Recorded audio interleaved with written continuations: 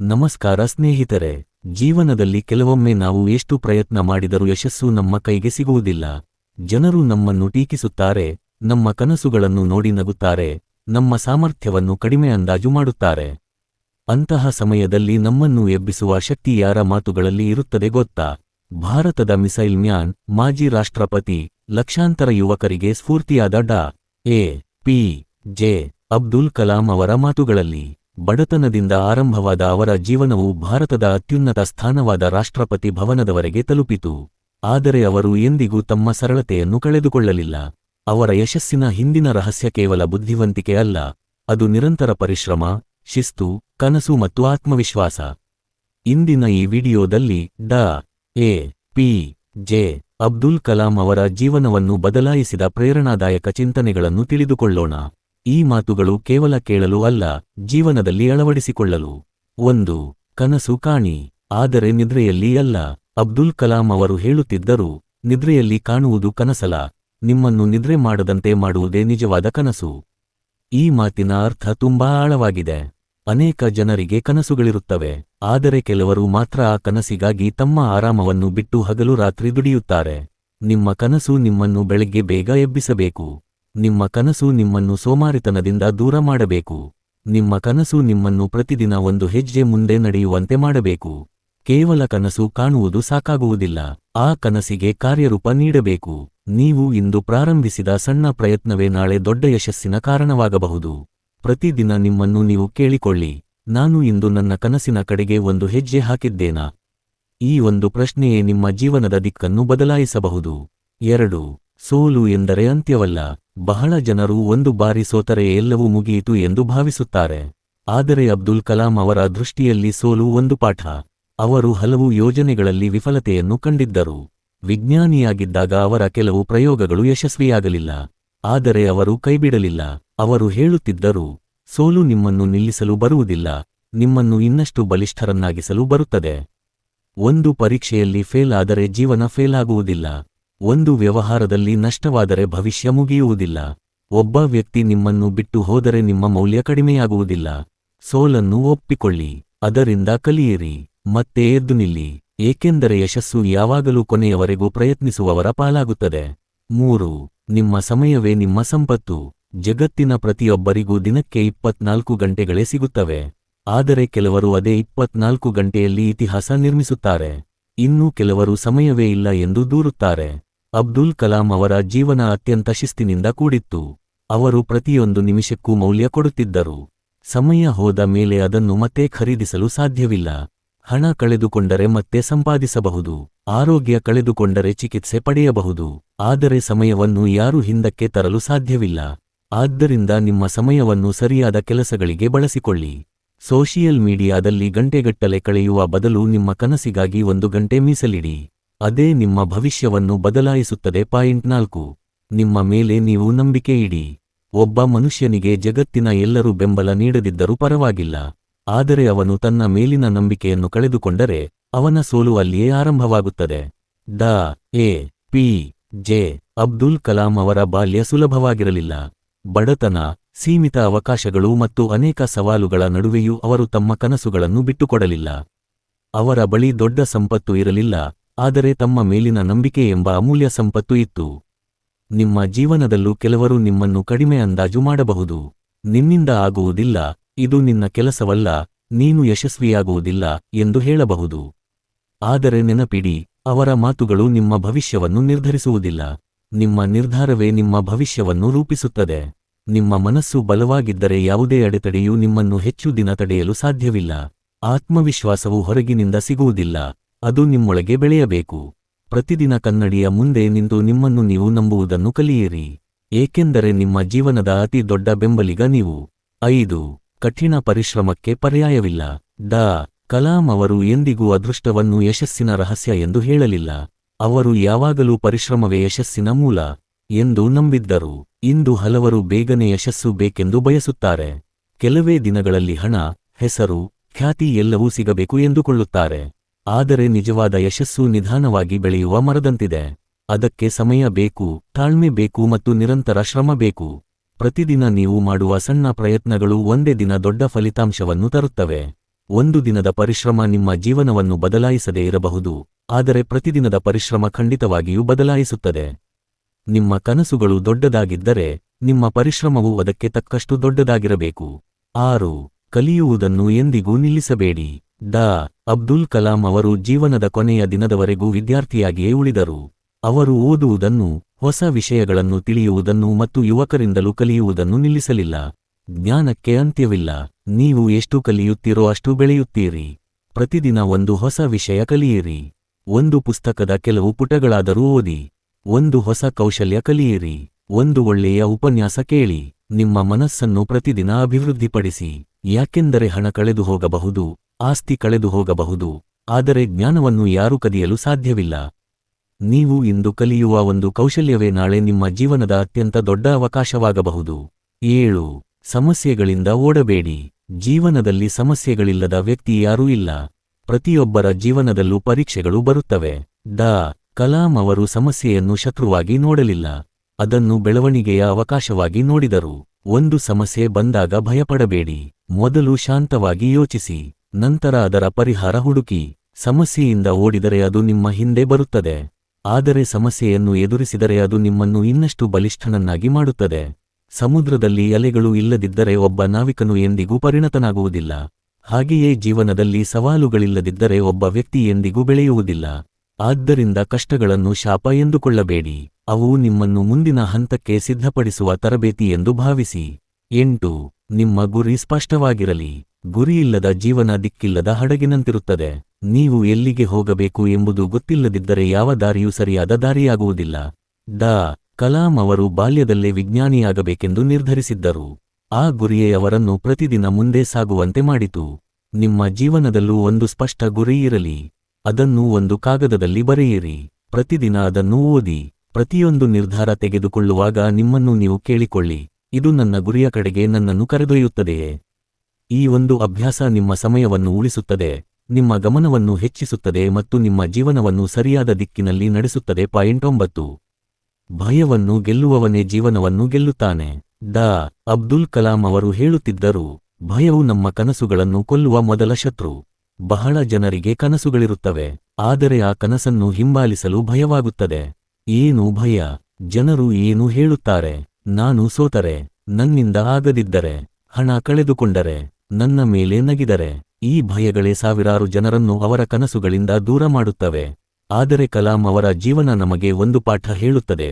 ಧೈರ್ಯ ಎಂದರೆ ಭಯವಿಲ್ಲದಿರುವುದು ಅಲ್ಲ, ಭಯ ಇದ್ದರೂ ಮುಂದೆ ನಡೆಯುವುದು. ನೀವು ಇಂದು ಹೊಸದಾಗಿ ಏನನ್ನಾದರೂ ಪ್ರಾರಂಭಿಸಲು ಹೆದರುತ್ತಿದ್ದರೆ, ನೆನಪಿಡಿ, ನೀವು ಪ್ರಾರಂಭಿಸದೇ ಇದ್ದರೆ ಯಶಸ್ಸಿನ ಅವಕಾಶವೇ ಸಿಗುವುದಿಲ್ಲ. ಒಂದು ಸಣ್ಣ ಹೆಜ್ಜೆ ಇಡಿ.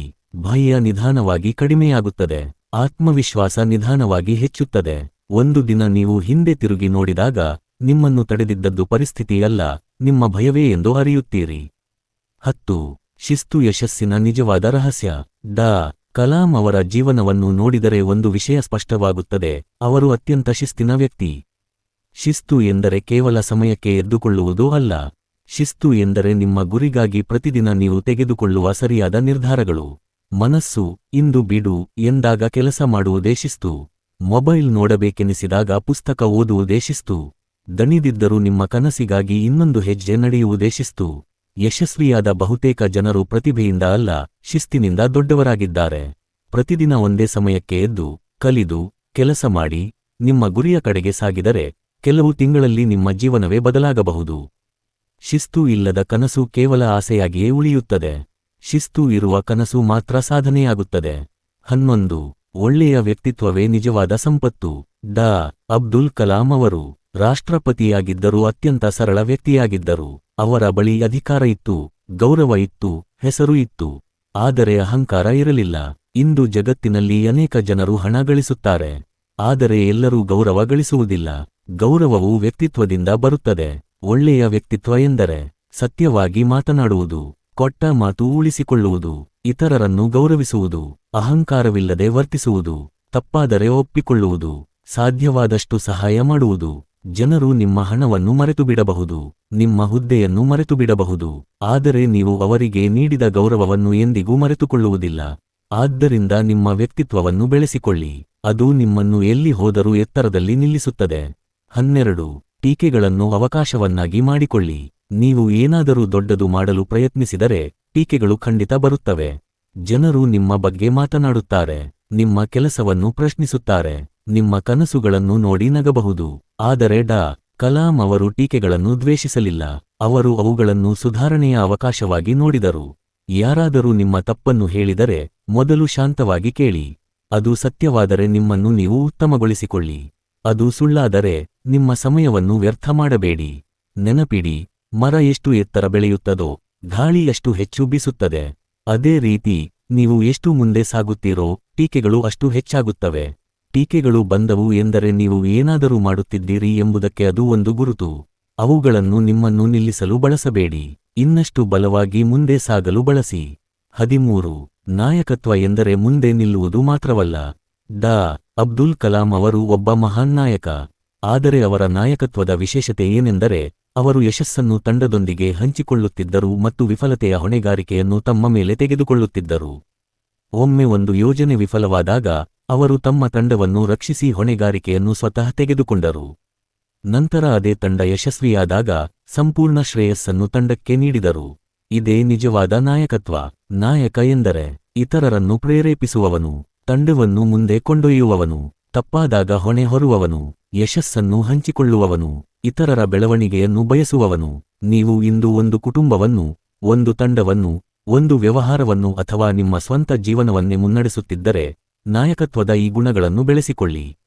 ಒಳ್ಳೆಯ ನಾಯಕನು ಕೇವಲ ತನ್ನ ಜೀವನವನ್ನೇ ಅಲ್ಲ, ಅನೇಕ ಜನರ ಜೀವನವನ್ನು ಬದಲಾಯಿಸುತ್ತಾನೆ. ಭಾಗ 3 ಸಮಾಪ್ತಿ. ಸ್ನೇಹಿತರೆ, ಭಯವನ್ನು ಗೆದ್ದಾಗ ಧೈರ್ಯ ಹುಟ್ಟುತ್ತದೆ. ಶಿಸ್ತನ್ನು ಅಳವಡಿಸಿಕೊಂಡಾಗ ಪ್ರಗತಿ ಶುರುವಾಗುತ್ತದೆ. ಒಳ್ಳೆಯ ವ್ಯಕ್ತಿತ್ವವನ್ನು ಬೆಳೆಸಿಕೊಂಡಾಗ ಗೌರವ ಸಿಗುತ್ತದೆ. ಟೀಕೆಗಳನ್ನು ಅವಕಾಶವನ್ನಾಗಿ ಮಾಡಿಕೊಂಡಾಗ ಬೆಳವಣಿಗೆ ಆಗುತ್ತದೆ.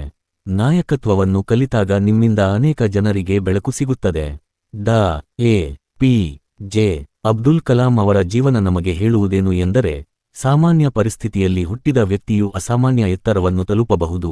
ಅವನ ಬಳಿ ಕನಸು, ಪರಿಶ್ರಮ, ಶಿಸ್ತು ಮತ್ತು ಮಾನವೀಯತೆ ಇದ್ದರೆ ಸಾಕು. 14.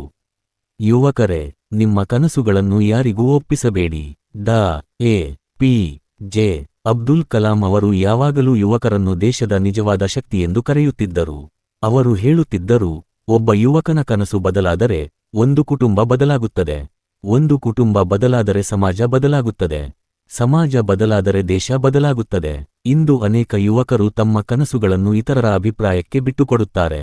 ಅದು ಕಷ್ಟ, ನಿನ್ನಿಂದ ಆಗುವುದಿಲ್ಲ, ಒಳ್ಳೆಯ ಕೆಲಸ ಮಾಡು, ದೊಡ್ಡ ಕನಸು ಬೇಡ ಎಂಬ ಮಾತುಗಳನ್ನು ಕೇಳುತ್ತಾ ತಮ್ಮ ಗುರಿಯನ್ನೇ ಬದಲಿಸಿಕೊಳ್ಳುತ್ತಾರೆ. ಆದರೆ ನೆನಪಿಡಿ, ನಿಮ್ಮ ಜೀವನವನ್ನು ಬದುಕುವುದು ನೀವೇ, ನಿಮ್ಮ ಕನಸನ್ನು ಸಾಕಾರಗೊಳಿಸುವುದು ನೀವೇ. ನಿಮ್ಮ ಪರವಾಗಿ ಯಾರೂ ಯಶಸ್ಸನ್ನು ಪಡೆದು ಕೊಡಲಾರರು. ನೀವು ವೈದ್ಯರಾಗಬೇಕೆಂದು ಕನಸು ಕಂಡಿದ್ದರೆ ಅದರ ಕಡೆಗೆ ನಡೆಯಿರಿ. ಉದ್ಯಮಿಯಾಗಬೇಕೆಂದಿದ್ದರೆ ಕಲಿಯಲು ಆರಂಭಿಸಿ. ವಿಜ್ಞಾನಿಯಾಗಬೇಕೆಂದಿದ್ದರೆ ಇಂದು ಓದನ್ನು ಗಂಭೀರವಾಗಿ ತೆಗೆದುಕೊಳ್ಳಿ. ನಿಮ್ಮ ಕನಸಿನ ಬೆಲೆ ನಿಮಗೆ ಗೊತ್ತಿದ್ದರೆ ಇತರರ ಅನುಮತಿಯ ಅಗತ್ಯವಿಲ್ಲ. 15. ಬಡತನ ನಿಮ್ಮ ಆರಂಭವಾಗಬಹುದು, ಆದರೆ ನಿಮ್ಮ ಅಂತ್ಯವಾಗಬಾರದು. ಅಬ್ದುಲ್ ಕಲಾಂ ಅವರು ಶ್ರೀಮಂತ ಕುಟುಂಬದಲ್ಲಿ ಹುಟ್ಟಿರಲಿಲ್ಲ. ಬಾಲ್ಯದಲ್ಲಿ ಪತ್ರಿಕೆಗಳನ್ನು ಹಂಚಿ ಕುಟುಂಬಕ್ಕೆ ಸಹಾಯ ಮಾಡುತ್ತಿದ್ದರು. ಆದರೆ ಅವರು ಬಡತನವನ್ನು ತಮ್ಮ ಭವಿಷ್ಯದ ತೀರ್ಪು ಎಂದು ಒಪ್ಪಲಿಲ್ಲ. ಅವರು ಪರಿಸ್ಥಿತಿಯನ್ನು ದೂಷಿಸಲಿಲ್ಲ, ಅವಕಾಶಕ್ಕಾಗಿ ಕಾಯಲಿಲ್ಲ, ತಮ್ಮ ಪರಿಶ್ರಮದಿಂದ ಅವಕಾಶಗಳನ್ನು ನಿರ್ಮಿಸಿಕೊಂಡರು. ಇಂದು ನಿಮ್ಮ ಬಳಿ ಹಣ ಇಲ್ಲದಿರಬಹುದು, ದೊಡ್ಡ ಮನೆ ಇಲ್ಲದಿರಬಹುದು, ಉತ್ತಮ ಸೌಲಭ್ಯಗಳು ಇಲ್ಲದಿರಬಹುದು.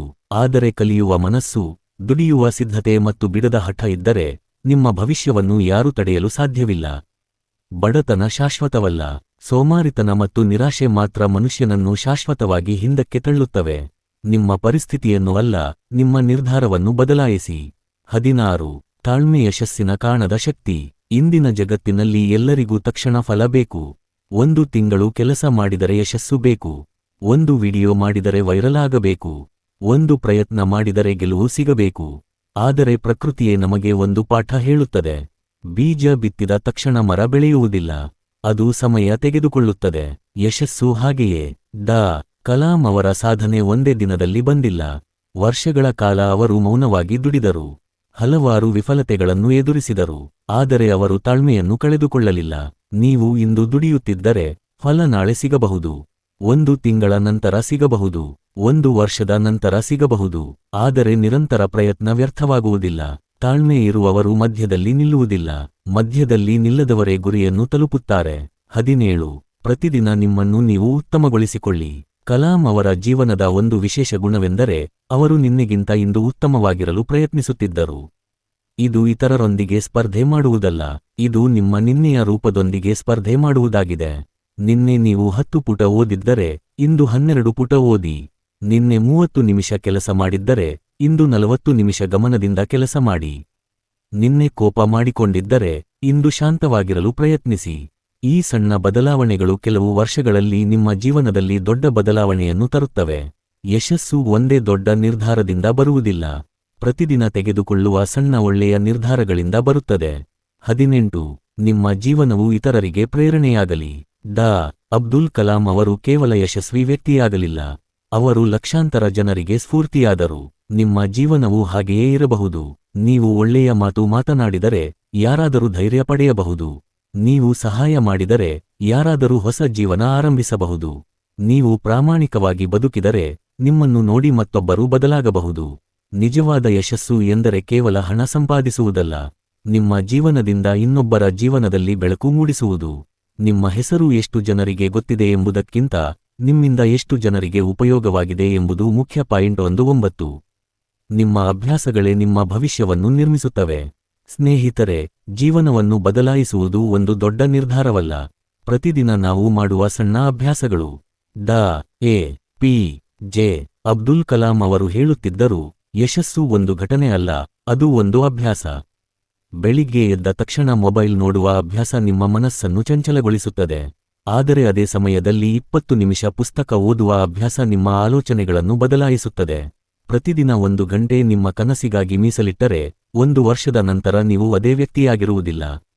ನಿಮ್ಮ ಜ್ಞಾನ, ನಿಮ್ಮ ಆತ್ಮವಿಶ್ವಾಸ ಮತ್ತು ನಿಮ್ಮ ಸಾಮರ್ಥ್ಯ ಎಲ್ಲವೂ ಹೆಚ್ಚಿರುತ್ತವೆ.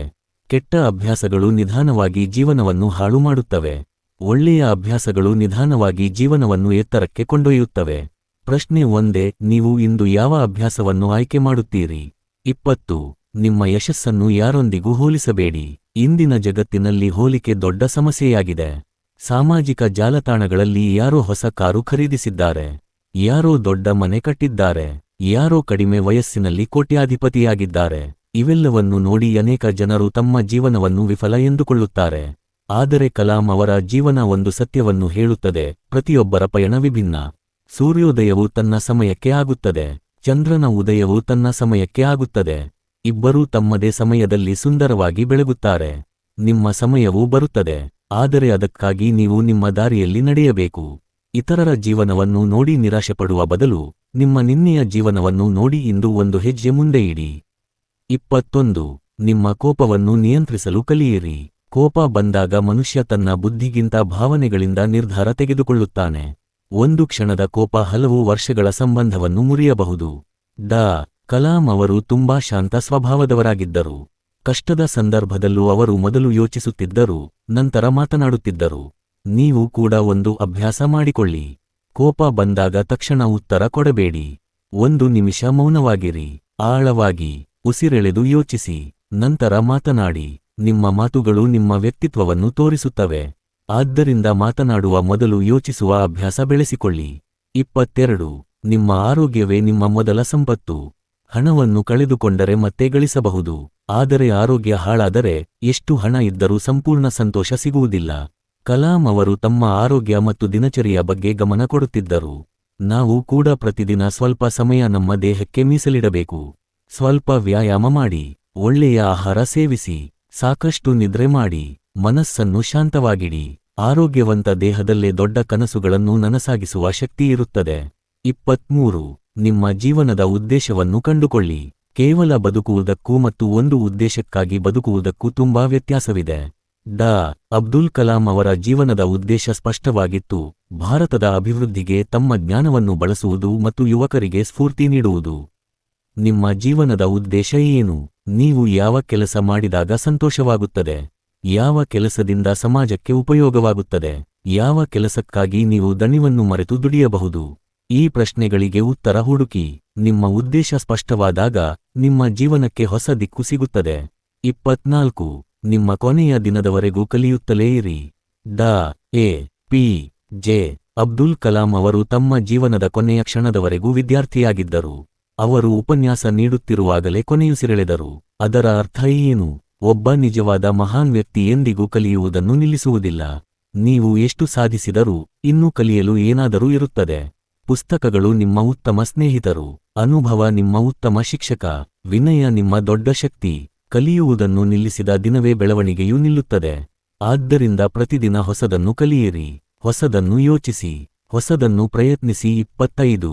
ಜೀವನದಲ್ಲಿ ದೊಡ್ಡ ಗುರಿ ಇಟ್ಟವರನ್ನು ಸಣ್ಣ ಸಮಸ್ಯೆಗಳು ತಡೆಯುವುದಿಲ್ಲ. ಸ್ನೇಹಿತರೆ, ಮನುಷ್ಯನ ಜೀವನದಲ್ಲಿ ಸಮಸ್ಯೆಗಳು ಬರುತ್ತಲೇ ಇರುತ್ತವೆ. ಕೆಲವೊಮ್ಮೆ ಹಣದ ಕೊರತೆ, ಕೆಲವೊಮ್ಮೆ ಆರೋಗ್ಯದ ಸಮಸ್ಯೆ, ಕೆಲವೊಮ್ಮೆ ಸಂಬಂಧಗಳ ನೋವು, ಮತ್ತೊಮ್ಮೆ ಕೆಲಸದಲ್ಲಿ ವಿಫಲತೆ. ಇವೆಲ್ಲವೂ ಸಾಮಾನ್ಯ. ಆದರೆ ಒಂದು ವಿಷಯ ಮಾತ್ರ ಎಲ್ಲರಲ್ಲೂ ಒಂದೇ ತರಹ ಇರುವುದಿಲ್ಲ, ಅವುಗಳನ್ನು ನೋಡುವ ದೃಷ್ಟಿಕೋನ. ಡಾ A P J Abdul Kalam ಅವರ ಜೀವನವನ್ನು ಗಮನಿಸಿದರೆ, ಅವರು ಎಂದಿಗೂ ಸಮಸ್ಯೆಗಳನ್ನು ತಮ್ಮ ಕನಸುಗಳಿಗಿಂತ ದೊಡ್ಡದಾಗಿ ನೋಡಲಿಲ್ಲ. ಅವರ ದೃಷ್ಟಿ ಯಾವಾಗಲೂ ಗುರಿಯ ಮೇಲೆ ಇತ್ತು. ಅದಕ್ಕಾಗಿಯೇ ದಾರಿಯಲ್ಲಿ ಬಂದ ಅಡೆತಡೆಗಳು ಅವರನ್ನು ನಿಲ್ಲಿಸಲಿಲ್ಲ. ನೀವು ಕೂಡ ಒಂದು ದೊಡ್ಡ ಗುರಿಯನ್ನು ಹೊಂದಿದ್ದರೆ, ಇಂದಿನ ಸಣ್ಣ ತೊಂದರೆಗಳು ನಾಳೆ ನಿಮಗೆ ಸಣ್ಣ ಅನುಭವಗಳಾಗಿ ಕಾಣುತ್ತವೆ. ಆದರೆ ಗುರಿಯೇ ಇಲ್ಲದಿದ್ದರೆ, ಸಣ್ಣ ಸಮಸ್ಯೆಯು ದೊಡ್ಡ ಬೆಟ್ಟದಂತೆ ಕಾಣುತ್ತದೆ. ಆದ್ದರಿಂದ ಪ್ರತಿದಿನ ನಿಮ್ಮ ಗುರಿಯನ್ನು ನೆನಪಿಸಿಕೊಳ್ಳಿ. ನಿಮ್ಮ ಮನಸ್ಸಿಗೆ ಹೇಳಿ, ನನ್ನ ಗುರಿ ನನ್ನ ಸಮಸ್ಯೆಗಳಿಗಿಂತ ದೊಡ್ಡದು. 26. ಯಶಸ್ಸು ಸಿಗುವ ಮೊದಲು ಜೀವನ ನಿಮ್ಮ ತಾಳ್ಮೆಯನ್ನು ಪರೀಕ್ಷಿಸುತ್ತದೆ. ನೀವು ಗಮನಿಸಿದ್ದೀರಾ, ಯಶಸ್ಸು ಬರಲಿರುವ ಸಮಯದಲ್ಲಿ ಜೀವನ ಹೆಚ್ಚು ಕಷ್ಟವಾಗುತ್ತದೆ. ಕೆಲವೊಮ್ಮೆ ಎಲ್ಲವೂ ನಮ್ಮ ವಿರುದ್ಧ ನಡೆಯುತ್ತಿರುವಂತೆ ಅನಿಸುತ್ತದೆ. ನಾವು ಮಾಡಿದ ಪರಿಶ್ರಮಕ್ಕೆ ಫಲ ಕಾಣುವುದಿಲ್ಲ. ಜನರು ನಮ್ಮನ್ನು ನಂಬುವುದಿಲ್ಲ. ಮನಸ್ಸು ಕೈಬಿಡಲು ಹೇಳುತ್ತದೆ. ಆದರೆ ಇದೇ ಸಮಯದಲ್ಲಿ ಹೆಚ್ಚಿನ ಜನರು ತಮ್ಮ ಕನಸುಗಳನ್ನು ಬಿಟ್ಟುಬಿಡುತ್ತಾರೆ. ಡಾ ಕಲಾಂ ಅವರು ಹಲವಾರು ವರ್ಷಗಳ ಕಾಲ ನಿರಂತರವಾಗಿ ದುಡಿದರು. ಅವರ ಪ್ರತಿಯೊಂದು ಪ್ರಯತ್ನಕ್ಕೂ ತಕ್ಷಣ ಯಶಸ್ಸು ಸಿಗಲಿಲ್ಲ. ಆದರೆ ಅವರು ಕಾಯಲು ಕಲಿತಿದ್ದರು. ಜೀವನ ನಿಮ್ಮನ್ನು ಪರೀಕ್ಷಿಸುತ್ತದೆ. ನೀವು ನಿಜವಾಗಿಯೂ ನಿಮ್ಮ ಕನಸಿಗೆ ಅರ್ಹರೇ ಎಂದು ನೋಡುತ್ತದೆ. ಆದ್ದರಿಂದ ಕಷ್ಟ ಬಂದಾಗ ಹೆದರಬೇಡಿ. ಅದು ನಿಮ್ಮ ಸೋಲಿನ ಸೂಚನೆ ಅಲ್ಲ, ಅದು ನಿಮ್ಮ ಮುಂದಿನ ಯಶಸ್ಸಿನ ಮುನ್ನುಡಿಯಾಗಿರಬಹುದು. 27. ಪ್ರತಿಯೊಬ್ಬ ಮನುಷ್ಯನಲ್ಲೂ ಒಂದು ವಿಶೇಷ ಪ್ರತಿಭೆ ಇದೆ. ಅನೇಕ ಜನರು ತಮ್ಮನ್ನು ಇತರರೊಂದಿಗೆ ಹೋಲಿಸಿಕೊಂಡು ಬದುಕುತ್ತಾರೆ. ಅವನಷ್ಟು ಬುದ್ಧಿವಂತ ನಾನೂ ಅಲ್ಲ, ಅವಳಷ್ಟು ಸುಂದರ ನಾನೂ ಅಲ್ಲ, ಅವನಷ್ಟು ಶ್ರೀಮಂತ ನಾನೂ ಅಲ್ಲ. ಇಂತಹ ಆಲೋಚನೆಗಳು ಆತ್ಮವಿಶ್ವಾಸವನ್ನು ಕಡಿಮೆ ಮಾಡುತ್ತವೆ.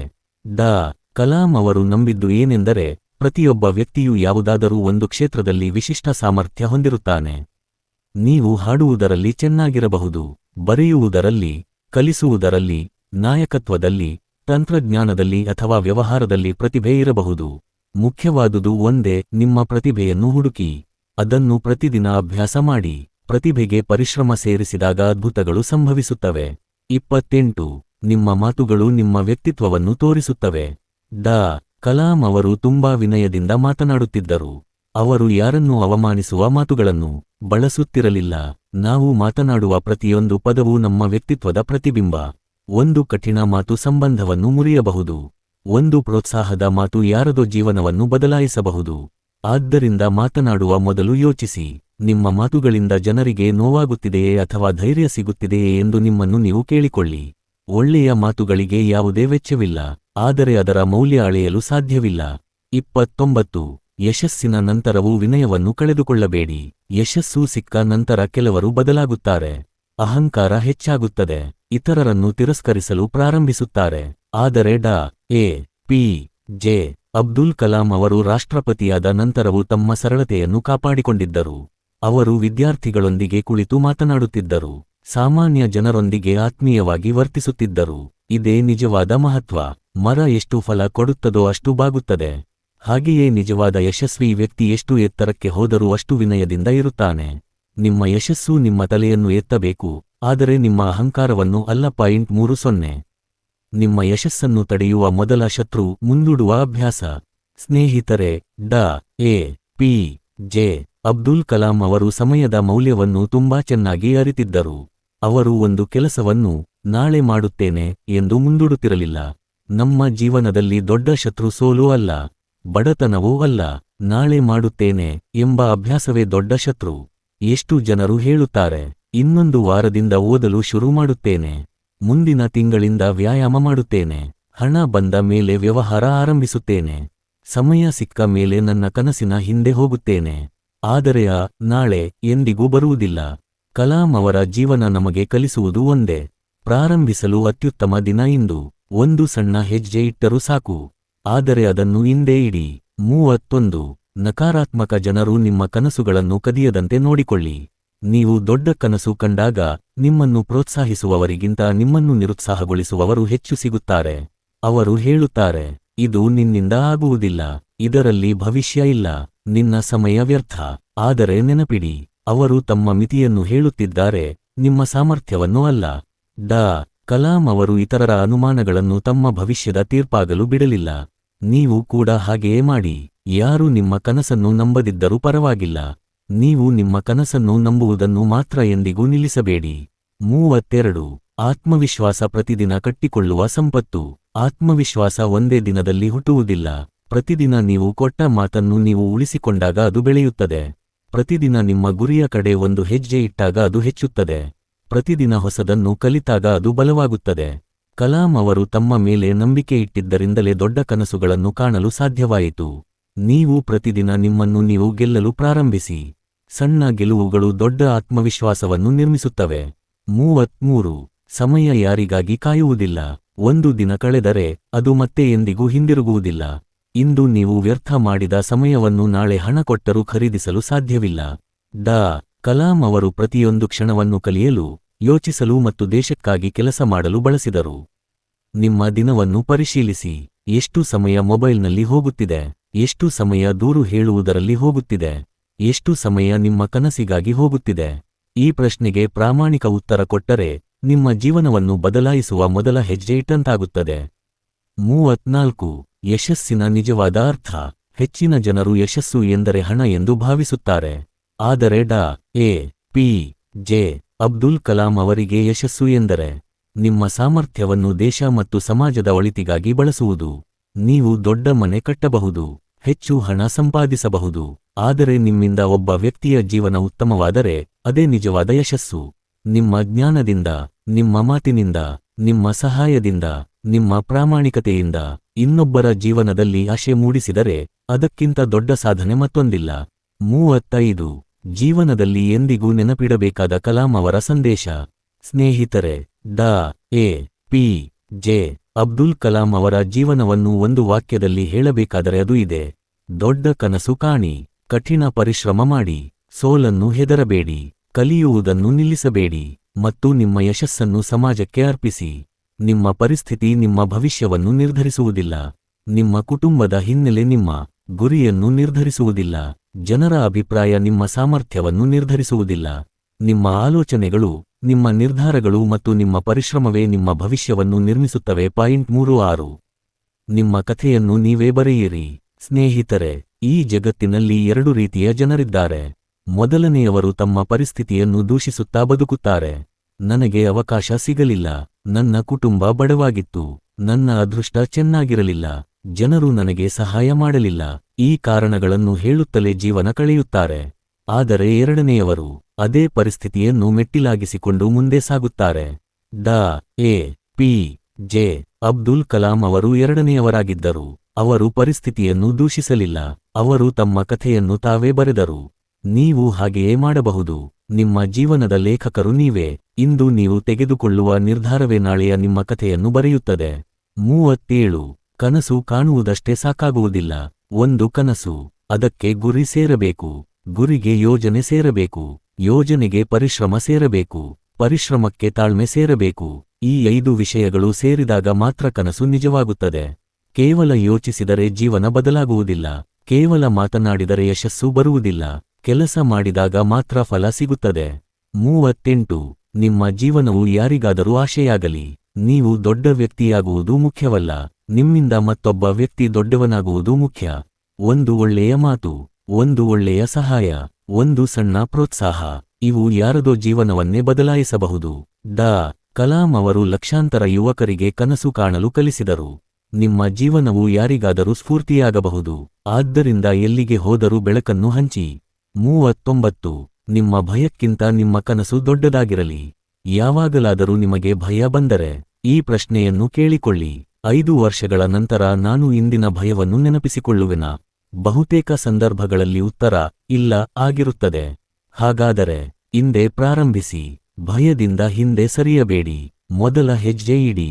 ದೇವರು ಸಂಪೂರ್ಣ ಮೆಟ್ಟಿಲನ್ನು ತೋರಿಸದೇ ಇರಬಹುದು, ಆದರೆ ಮೊದಲ ಹೆಜ್ಜೆ ಇಟ್ಟವರಿಗೆ ಮುಂದಿನ ದಾರಿ ಖಂಡಿತ ಕಾಣಿಸುತ್ತದೆ. 40 ಡಾ A P J Abdul Kalam ಅವರ ಜೀವನದ ಸಾರ. ಸ್ನೇಹಿತರೆ, ಒಬ್ಬ ಬಡ ಹುಡುಗ ಸಣ್ಣ ಊರಿನಿಂದ ಪತ್ರಿಕೆಗಳನ್ನು ಮಾರುತ್ತಾ ದೊಡ್ಡ ಕನಸು ಕಂಡ. ಆ ಕನಸಿಗಾಗಿ ವರ್ಷಗಳ ಕಾಲ ದುಡಿದ. ಅನೇಕ ಬಾರಿ ಸೋತ, ಆದರೂ ನಿಲ್ಲಲಿಲ್ಲ. ಕೊನೆಗೆ ಅದೇ ಹುಡುಗ ಭಾರತದ ರಾಷ್ಟ್ರಪತಿಯಾದ. ಇದು ಕೇವಲ ಒಬ್ಬ ವ್ಯಕ್ತಿಯ ಕಥೆಯಲ್ಲ, ಇದು ಪ್ರತಿಯೊಬ್ಬ ಸಾಮಾನ್ಯ ಮನುಷ್ಯನಿಗೂ ಒಂದು ಸಂದೇಶ. ನೀವು ಎಲ್ಲಿಂದ ಬಂದಿದ್ದೀರಿ ಎನ್ನುವುದು ಮುಖ್ಯವಲ್ಲ, ನೀವು ಎಲ್ಲಿಗೆ ಹೋಗಲು ನಿರ್ಧರಿಸಿದ್ದೀರಿ ಎನ್ನುವುದೇ ಮುಖ್ಯ. ಸ್ನೇಹಿತರೆ, ಇಂದು ಈ ವಿಡಿಯೋ ಮುಗಿದ ನಂತರ ನಿಮ್ಮ ಜೀವನ ಹಳೆಯದಾಗಿರಬಾರದು. ಒಂದು ನಿರ್ಧಾರ ಮಾಡಿ, ಇನ್ನು ಮುಂದೆ ಸಮಯ ವ್ಯರ್ಥ ಮಾಡುವುದಿಲ್ಲ. ದೊಡ್ಡ ಕನಸು ಕಾಣುತ್ತೇನೆ, ಪ್ರತಿದಿನ ಕಲಿಯುತ್ತೇನೆ, ಸೋತರೂ ಮತ್ತೆ ಎದ್ದು ನಿಲ್ಲುತ್ತೇನೆ, ನನ್ನ ಕುಟುಂಬಕ್ಕೆ ಹೆಮ್ಮೆ ತರುತ್ತೇನೆ, ನನ್ನ ದೇಶಕ್ಕೆ ಒಳ್ಳೆಯ ನಾಗರಿಕನಾಗುತ್ತೇನೆ ಮತ್ತು ನನ್ನ ಜೀವನವನ್ನು ವ್ಯರ್ಥ ಮಾಡದೆ ಅದರ ಮೂಲಕ ಇನ್ನೊಬ್ಬರ ಜೀವನಕ್ಕೂ ಬೆಳಕು ನೀಡುತ್ತೇನೆ. ಏಕೆಂದರೆ ನಿಮ್ಮ ಜನ್ಮ ಒಂದು ಘಟನೆ ಆಗಿರಬಹುದು, ಆದರೆ ನಿಮ್ಮ ಜೀವನ ಒಂದು ಪ್ರೇರಣೆಯಾಗಬೇಕು. ಸ್ನೇಹಿತರೆ, ಡಾ A P J Abdul Kalam ಅವರ ಈ ಜೀವನ ಬದಲಾಯಿಸುವ ಚಿಂತನೆಗಳು ನಿಮ್ಮ ಮನಸ್ಸಿಗೆ ಸ್ಫೂರ್ತಿ ನೀಡಿದ್ದರೆ ಇವುಗಳನ್ನು ಕೇವಲ ಕೇಳಿ ಮರೆತು ಬಿಡಬೇಡಿ. ನಿಮ್ಮ ದಿನನಿತ್ಯದ ಜೀವನದಲ್ಲಿ ಅಳವಡಿಸಿಕೊಳ್ಳಿ. ಈ ವಿಡಿಯೋ ನಿಮಗೆ ಇಷ್ಟವಾದರೆ ಲೈಕ್ ಮಾಡಿ, ನಿಮ್ಮ ಸ್ನೇಹಿತರು ಮತ್ತು ಕುಟುಂಬದವರೊಂದಿಗೆ ಶೇರ್ ಮಾಡಿ. ಇಂತಹ ಇನ್ನಷ್ಟು ಕನ್ನಡ ಪ್ರೇರಣಾದಾಯಕ ವಿಡಿಯೋಗಳಿಗಾಗಿ ನಮ್ಮ ಚಾನೆಲ್ ಅನ್ನು ಸಬ್ಸ್ಕ್ರೈಬ್ ಮಾಡಿ ಮತ್ತು ಬೆಲ್ ಐಕಾನ್ ಅನ್ನು ಒತ್ತುವುದನ್ನು ಮರೆಯಬೇಡಿ. ನೆನಪಿಡಿ, ಕನಸು ಕಾಣಿ, ಆ ಕನಸಿಗಾಗಿ ಪ್ರತಿದಿನ ದುಡಿಯಿರಿ. ಒಂದು ದಿನ ನಿಮ್ಮ ಯಶಸ್ಸೇ ಜಗತ್ತಿಗೆ ನಿಮ್ಮ ಕಥೆಯನ್ನು ಹೇಳುತ್ತದೆ. ಧನ್ಯವಾದಗಳು. ಜೈ ಹಿಂದ್.